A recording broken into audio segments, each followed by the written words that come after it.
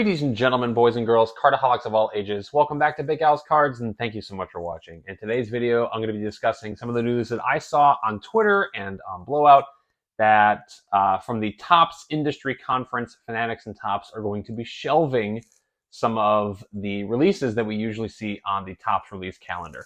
So for those who might not know, right now in, I think, Arizona, the Topps Industry Summit Conference is going on right now, where a lot of breakers and dealers and prominent figures within the hobby can go and kind of learn about what Fanatics plans are and what's going to happen this year with Topps, get some answers to questions that they might have, such as what's going to happen with those Chrome, Judge, and Goldschmidt buyback cards, which, stay tuned. Sometimes they can only give us that as an answer.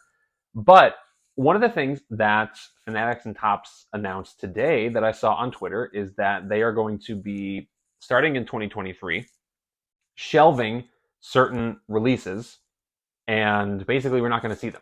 So, for example, one of the sets that they said is going to be shelved in 2023 is Opening Day. In my mind, that makes sense. As much as an Opening Day can be enjoyable, it basically can be, in a sense, replaced with Big League, which it kind of is being replaced with Big League. Big League's on track for, I want to say, a March or April release. I could be wrong on that, don't quote me. But I almost kind of equate Big League to a Hoops or a Score, and then Topps Flagship, of course, is the flagship release. So Big League acting like that kind of little brother to the flagship, in my mind, makes sense.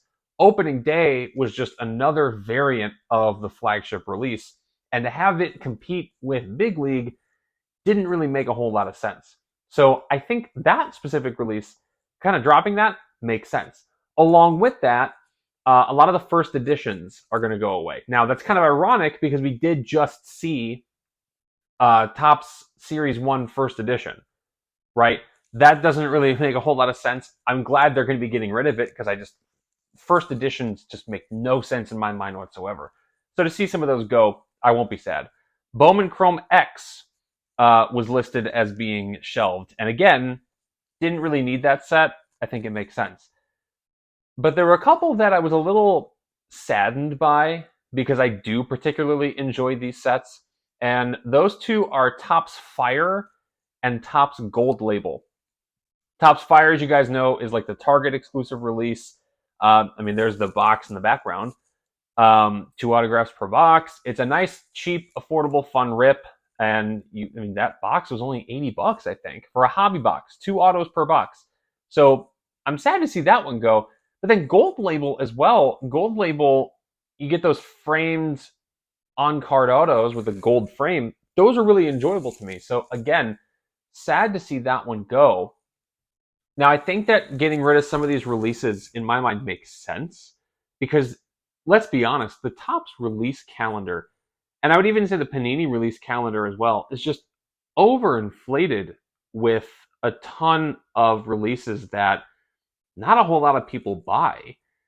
If you go into a Walmart right now, you can still find select draft picks, Chronicles draft picks, Series 1 is on there. I can still find a lot of Allen and Ginter.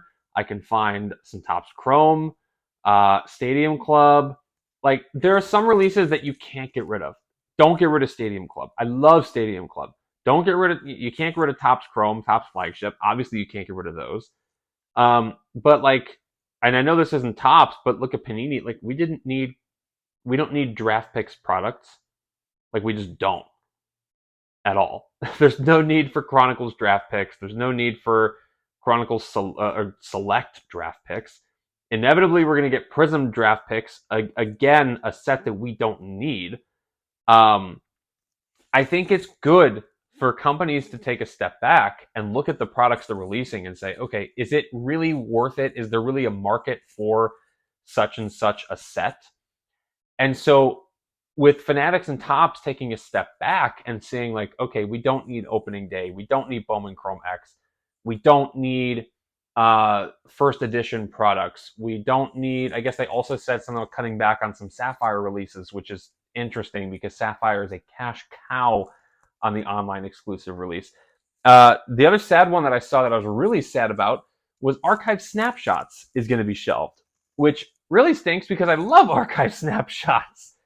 It's such a value product, so I hope they bring that back when they get things figured out. But they're also cutting, I think, Clearly Authentic, which it's an iffy product. You know, it's kind of fun to have certain cards acetate in your collection if you buy singles. Not the greatest rip, that's for sure. Fire and Gold Label going kind of makes me sad. I am curious as to what Fanatics' goal is, whether it be to free up some of the release calendars, to create more variants on certain products. Like obviously we got Topps Chrome Light, Topps Chrome Jumbo, Topps Chrome Sonic, Topps Chrome. There was another one, the logo fractor boxes. Like there's so many different variants. Are they going to be increasing those same variants?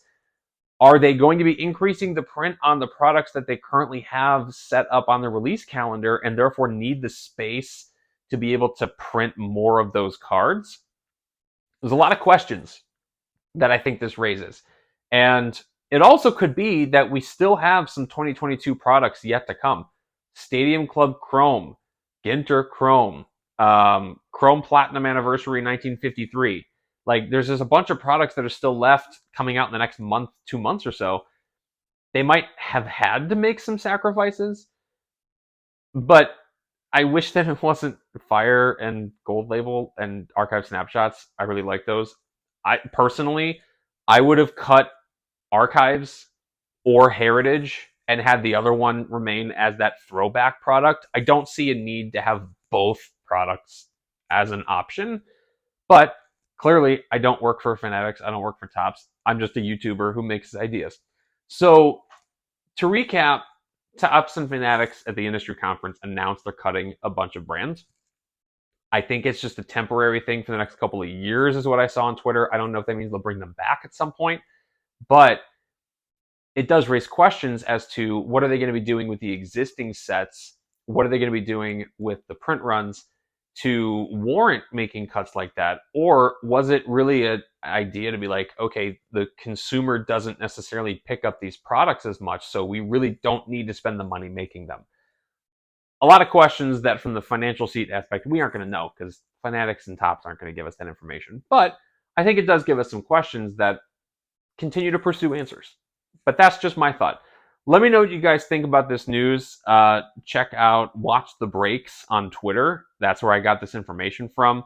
Ivan's a great dude, and he is at the industry conference. So be sure to give him a follow on Twitter and follow along for the latest news from the industry conference. Go searching through his timeline, see what they've already talked about. Thank you all so much for watching. Let me know your comments in the comments below. Leave a like, subscribe, stay tuned for more videos, and until next time, bye-bye.